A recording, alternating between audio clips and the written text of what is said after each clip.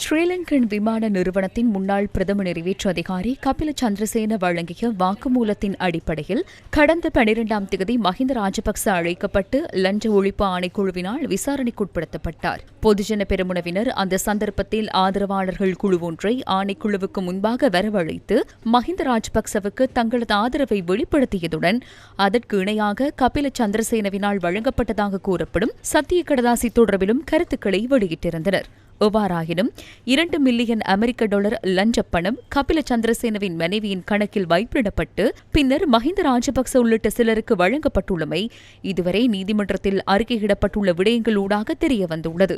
இன்று பொதுஜன பெரமுனவின் கட்சி அலுவலகத்துக்கு வருகை தந்திருந்த ஸ்ரீலங்கா சுதந்திர கட்சியின் துமிந்த திசாநாயக்க மற்றும் முன்னாள் அமைச்சர் உதய கம்மன்பில் ஆகியோர் கட்சியின் பொதுச் செயலாளர் சாகர காரியவசமுடன் இணைந்து ஊடகவியலாளர் சந்திப்பொன்றில் கலந்து கொண்டு லஞ்ச ஊழல் ஒழிப்பு விசாரணை ஆணைக்குழுவின் பணிப்பாளர் நாயகத்தை கடுமையாக விமர்சித்தனர்.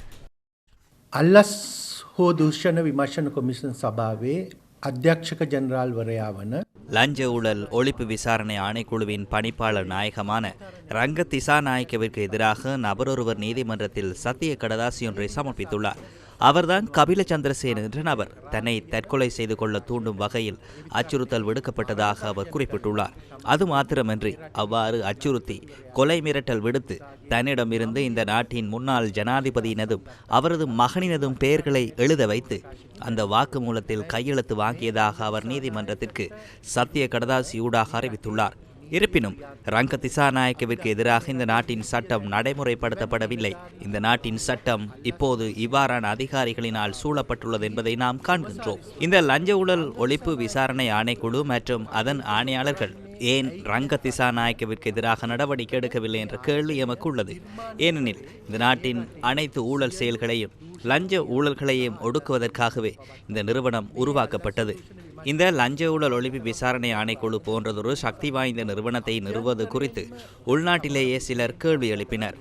ஏன் இவ்வளவு அதிகாரம் இவ்வாறான நிறுவனத்திற்கு வழங்கப்படுகின்றது என கேள்வி எழுப்பினர். எனவே ஊழல்வாதிகளின் கைகளுக்கு இவ்வாறானதொரு தூய்மையான நிறுவனத்தின் கட்டுப்பாடு செல்ல வேண்டும் என நாம் ஒருபோதும் எதிர்பார்க்கவில்லை.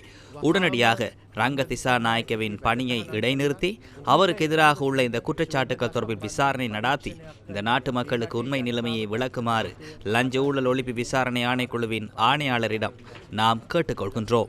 විමර්ශන කොමිෂන් සභාවේ කොමසාරිස්තුමන්ලගේ இவர்களின் வரலாறு நினைவிருக்கிறதா? நாட்டின் அரசியலமைப்புக்கு புறம்பான சரத்துக்களை உள்வாங்கிக் கொண்டுவரப்பட்ட திவிநேகும சட்டமூலத்தை உயர்நீதிமன்றம் அங்கீகரிக்காததால் கோபமடைந்து இந்த நாட்டின் முதலாவது பெண் பிரதம நீதியரசரை பதவியிலிருந்து நீக்கியது நினைவிருக்கிறதா? 2013ஆம் ஆண்டில் பாராளுமன்ற குழு ஒன்றின் மூலம் குற்றச்சாட்டுக்களை விசாரித்து பாராளுமன்றத்திலிருந்து அதிகாரத்தை பயன்படுத்தி பிரேரணையை நிறைவேற்றி கலாநிதி ஷிராணி பண்டாரநாயக்கவை பதவியிலிருந்து நீக்கினர். அன்று உயர்நீதிமன்றத்தினதோ அல்லது மேன்முறையீட்டு நீதிமன்றத்தினதோ எந்த ஒரு தீர்ப்பையும் மதிக்காமலேயே அவர் பதவியிலிருந்து நீக்கப்பட்டார். நாட்டின் உன்னதமான நீதிமன்றத்தின் தலைவரான பிரதம நீதியரசரின் உத்தியோகபூர்வ இல்லத்துக்கு முன்பாக அன்று வெற்றி கொண்டாட்டம் நடத்திய விதம் நினைவிருக்கிறதா? கொலைகள், கடத்தல்கள், பாரிய கொள்ளைகள், ஊழல்கள் குறித்த விசாரணைகள் நேற்று இன்று ஆரம்பிக்கப்பட்டவை அல்ல.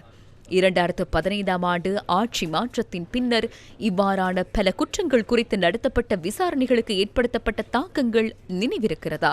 அந்த காலத்தில் சில அரசியல் வாரிசுகள் விசாரணை நிறுவனங்களுக்கு அரைக்காற்றட்டையுடன் வருகை தந்தனர். சில கொலைகளுக்கான சான்றுகளை கண்டறிய முடியாதவாறு எலும்பு கூடுகள் கூட காணாமலாக்கப்பட்டிருந்தன.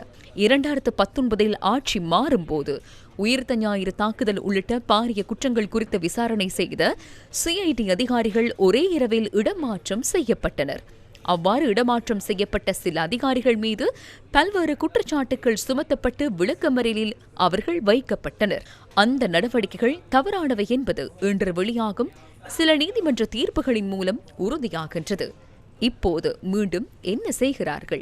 மக்களால் நிராகரிக்கப்பட்ட அரசியல் குழுக்கள் ஒன்றிணைந்து ஆங்காங்கே ஊடகங்களுக்கு முன்னால் தோன்றி இவ்வாறு கூறுவது எதனை பற்றி? ஏர்பஸ் கொடுக்கல் வாங்கல் என்பது ஒரு சாதாரண கொடுக்கல் வாங்கல் அல்ல. ஒரு விமானம், ஏன் ஒரு உதிரிப்பாகம் கூட இல்லாமல் 100 மில்லியன் அமெரிக்க டாலருக்கும் அதிகமான தொகையை நாட்டுக்கு இழக்கச் செய்த கொடுக்கல் வாங்கலாகவே இது இருக்கின்றது. லஞ்சமாக கேட்கப்பட்ட தொகையிலிருந்து 2 மில்லியன் டாலர்கள் பெறப்பட்டிருந்தது. அதில் ஒரு பகுதி மஹிந்த ராஜபக்ச உள்ளிட்ட சிலருக்கு வழங்கப்பட்டதாக கபில சந்திரசேன வெளிப்படுத்தியிருந்தார். கபில இப்போது உயிருடன் இல்லை. தற்போது மக்களால் நிராகரிக்கப்பட்ட அரசியல் குழுக்கள் விசாரணை நிறுவனங்களை அச்சுறுத்தி அவற்றுக்கு அழுத்தம் கொடுத்து வருகின்றனர். நாட்டு மக்கள் இவை அனைத்தையும் அவதானித்துக் கொண்டுதான் இருக்கிறார்கள்.